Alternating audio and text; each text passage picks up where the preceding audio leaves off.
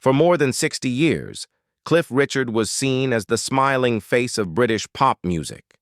His career survived changing decades, shifting trends, and even the collapse of many of his peers. Yet beneath the polished image, there was a truth he never shared. Not with the press, not with his fans, and not even with the woman who inspired it. At 83, Cliff finally spoke the words he had carried in silence for more than 40 years. And those words revealed a story of love, restraint, and heartbreak that no one expected from the man who always seemed untouchable. In August 2022, the world mourned the loss of Olivia Newton-John, an artist whose angelic voice and luminous presence had captured hearts since the 1970s. Tributes poured in from politicians, film stars, and fellow singers. But one tribute, soft and almost whispered, broke through the noise. Cliff Richard, Britain's Peter Pan of pop, admitted, "She was the love of my life." And she never knew. For decades, speculation had surrounded him. Why had he never married, despite wealth, fame, and opportunity? Fans assumed his faith, his career, or perhaps personal preference kept him single. His confession gave an answer no one expected. The honesty in his words stunned even his most loyal supporters. He was not promoting a new album or looking for headlines. This was grief speaking, not showmanship. Cliff had always been admired for his clean image. No tabloid scandals, no public feuds, no messy romances. Yet that image had also made him an enigma. Now, at 83, he revealed himself to be deeply human, vulnerable, and marked by a love he never lived. Social media erupted with sympathy. "This is the saddest love story I've ever heard," one fan wrote. Another admitted, "How tragic that he never told her." For the first time in his long career, Cliff Richard was not just an icon. He was a man carrying decades of silence. The bond between Cliff Richard and Olivia Newton-John began in the early 1970s, a time when both were carving out distinct paths in the entertainment world. Cliff was already a household name in Britain. Since the late 1950s, when his breakthrough single Move It shook up the charts and introduced Britain's answer to Elvis Presley, he had built a career on charm, discipline, and an uncanny ability to evolve with the times. By the 1970s, Cliff was not just a pop star. He was a fixture in British culture, someone families trusted as much as they admired. Olivia, by contrast, was still rising. Born in England but raised in Australia, she had begun to capture attention with her soft, angelic voice. Songs like If Not For You in 1971 established her as a fresh and promising new talent. When she and Cliff first crossed paths, introduced by mutual friends and music industry circles, there was no dramatic spark of romance. Instead, there was something subtler and in many ways more powerful, a sense of ease. They performed at the same events, appeared in television specials, and shared the stage during charity galas. Cliff would later describe Olivia as someone who carried a natural light, not only as a performer, but as a person. She was down to earth, approachable, and warm in a way that fame could never erode. As their friendship grew, Cliff began to feel something deeper stirring. He admired her talent, but more than that, he admired her humanity. She treated him not as an untouchable legend, but as a man. Yet from the start, there was a barrier he could not cross. Olivia was engaged, and Cliff, shaped by his Christian faith and his personal principles, refused to interfere. Years later, he admitted that this moment defined everything that followed. "She was spoken for," he said, "and I respected that. You don't step into something that isn't yours." Instead of risking disruption, Cliff leaned into friendship. Together, they built a bond that fans adored. Their chemistry was clear in interviews, in duets, and in casual moments captured by the press. One of their most famous collaborations, the 1980 ballad Suddenly, revealed to audiences just how close they were. The tenderness in their performance spoke volumes, though at the time few realized it reflected Cliff's unspoken love. He smiled, he laughed, he supported her rise, but he kept his heart hidden. For Cliff Richard, that silence was not weakness. It was sacrifice, and it set the stage for a love story that never began, but would haunt him for the rest of his life.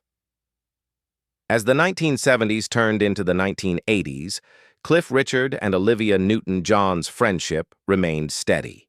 They sang together, toured together, and often spoke of one another with warmth that seemed to transcend professional camaraderie. But while the public saw only two entertainers enjoying a close bond, Cliff was fighting an internal battle that he never shared. He had fallen in love with Olivia, and yet he refused to act on it. Cliff's silence was not born of fear, but of conviction. In 1966, he had embraced Christianity, a decision that profoundly changed his outlook on life. Unlike many of his contemporaries in the music industry, he avoided the hedonistic lifestyle of late nights, affairs, and reckless choices. He saw himself not only as a performer, but as a role model, someone whose public image carried weight. To risk scandal, to disrupt a woman's engagement, or to create turmoil in her life was unthinkable to him. His faith told him to respect boundaries, and he listened, but principles can come at a price. Cliff had lost his father at just 21, at the very moment his career was beginning to explode. That loss left him with a profound sense of responsibility toward his mother and sisters. Fame and grief had arrived simultaneously, and he felt compelled to hold his family together. "I had showbiz in my blood," he once said, "but my heart was tied to my family. I couldn't let them down." That sense of duty bled into every area of his life. He carried not only the weight of celebrity expectations, but also the obligations of a son and brother. Pursuing Olivia, who was already promised to someone else, would have betrayed everything he believed in. Meanwhile, Cliff tried to live what appeared to be a normal romantic life. He dated, sometimes quite publicly. His relationship with dancer Delia Wicks in the early 1960s ended in a heartbreaking letter in which he confessed that he could not balance love and the demands of fame. In the early 1980s, he grew close to tennis star Sue Barker, and the press speculated about engagement. Cliff even bought a ring, but when the moment came, he pulled back. He later admitted that although he cared for her deeply, he did not love her enough to give up everything. Many now believe that everything included the space in his heart that still belonged to Olivia. Fans often joked about his bachelorhood, and the press labeled him the Peter Pan of pop. He took it in stride, never revealing that his refusal to marry was not about image, but about devotion, to faith, to family, and to a love he had chosen never to disturb. His silence was not weakness, it was sacrifice. Yet that sacrifice would follow him for the rest of his life, shaping his identity as both an artist and as a man. By the late 1970s, Olivia Newton-John's career reached heights that few could have imagined. In 1978, she starred as Sandy in the film Grease, a role that catapulted her into international superstardom almost overnight. The soundtrack became one of the best-selling albums of all time, with songs like "You're the One That I Want" and "Hopelessly Devoted to You" cementing her status as a global icon. While Olivia's name was on every marquee and her face on every magazine cover, Cliff Richard watched from the sidelines with a mixture of admiration and quiet ache. Cliff was no stranger to fame himself. Since his breakthrough in 1958 with Move It, he had remained a dominant figure in British music. By the late 1970s, he had enjoyed decades of chart success and was already considered a national treasure. But Olivia's rapid ascent was different. It was global, cinematic, and tied to a role that captured the cultural imagination. Cliff did not feel overshadowed. On the contrary, he felt proud of her. He praised her in interviews, describing her as pure light and calling her one of the kindest people he had ever known. Yet beneath those kind words, lay an unspoken truth. Every step of her success reminded him of what he could never say. The two continued to perform together, and their 1980 duet suddenly became one of the most intimate moments of Cliff's career. To fans, it was simply a romantic ballad sung by two close friends. But for Cliff, the song was bittersweet, a glimpse of a love that might have been, but never was. The tenderness in his voice, the way he looked at her, all hinted at emotions buried deep. Those who paid close attention often sensed something unspoken. But Cliff, true to his principles, kept his silence. Meanwhile, Olivia built a personal life that seemed stable and fulfilling.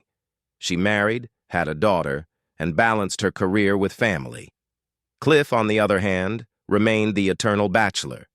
To the public, he looked content, always smiling for cameras, always grateful for his career.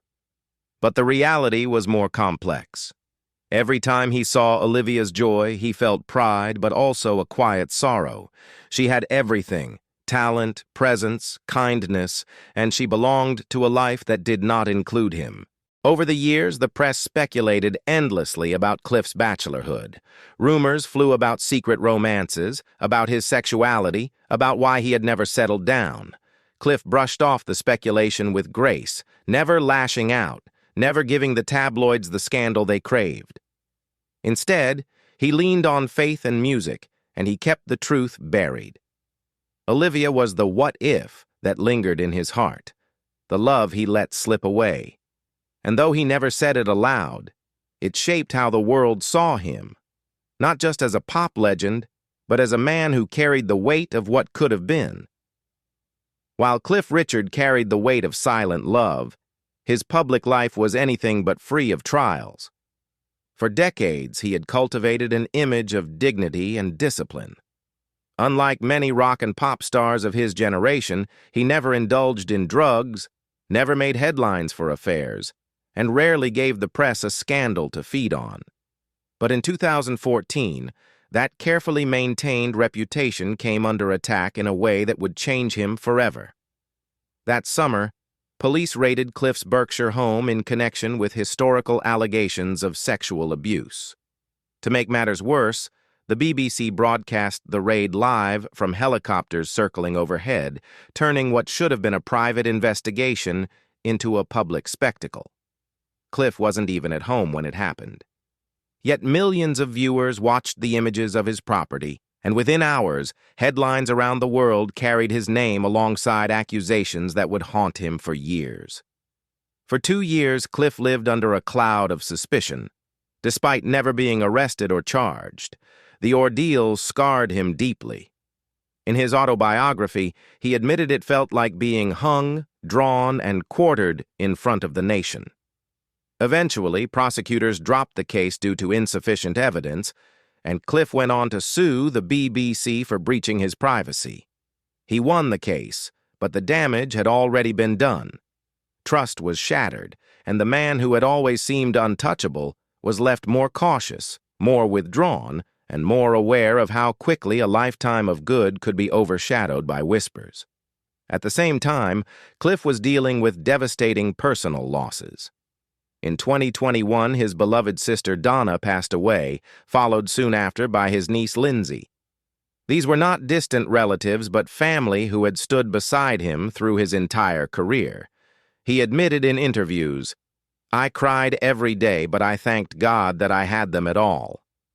That simple reflection revealed a man who still leaned on gratitude even in grief, clinging to his faith as a lifeline when everything else felt uncertain. Through it all, Cliff refused to crumble. He surrounded himself with loyal friends, leaned into prayer, and continued to perform when many thought he might retreat. He reminded the world that resilience is not about avoiding storms, but surviving them with dignity. Yet behind that strength lay the same loneliness that had always been with him. The silence he had carried about Olivia's place in his heart never went away, and in those darkest years her memory seemed closer than ever. In August 2022, the world mourned the loss of Olivia Newton-John. After a long and public battle with breast cancer, the beloved actress and singer passed away at the age of 73. Tributes poured in from across the globe. Fellow artists, world leaders, and millions of fans remembered her as Sandy from Greece, as the angelic voice behind hits like Hopelessly Devoted to You, and as a woman of strength and kindness who carried her illness with extraordinary grace. But among the countless words spoken in her honor, one stood out above all the rest. It came from Cliff Richard. For more than 40 years, Cliff had remained by her side as a friend. He had praised her publicly, supported her privately, and guarded a truth that only he knew. But when the news of her death broke, something inside him shifted. In interviews and in a heartfelt public letter, he allowed himself to speak words he had buried for decades. She was the love of my life, and she never knew. The confession stunned fans around the world. For decades, Cliff had been asked why he never married, why his romances never lasted, why he seemed to live in quiet solitude despite fame and fortune. Now the answer was clear. He had loved once, and deeply. But he had chosen silence out of respect, timing, and circumstance. His revelation reframed an entire lifetime of questions. Cliff Richard was not the eternal bachelor out of choice. He was a man who had already given his heart away and who never got it back. When he spoke of Olivia after her passing, it was not with bitterness. There was no anger, no complaint. Instead, his voice carried gratitude and sorrow in equal measure. He described her as pure light, as one of the greatest gifts of his life, as someone whose kindness and spirit would remain with him forever. Yet his voice cracked when he said her name. For those who had followed his career since the 1950s, it was like watching a man unclench his heart after keeping it closed for half a century. Fans reacted with an outpouring of emotion. Social media lit up with messages like, "The saddest love story I've ever heard," and "How tragic that he never told her." Others shared their own stories of unspoken feelings and missed chances, finding in Cliff's honesty a reflection of their own regrets. Somehow, the pop legend who once sang Bachelor Boy had become the symbol of silent love and heartbreaking restraint. In that moment, Cliff Richard was no longer just the Peter Pan of pop, the clean-cut star who had defied scandal and endured decades of fame. He was a man, vulnerable and human, confessing that even with all the applause, all the records sold, all the awards won, he had still missed something irreplaceable.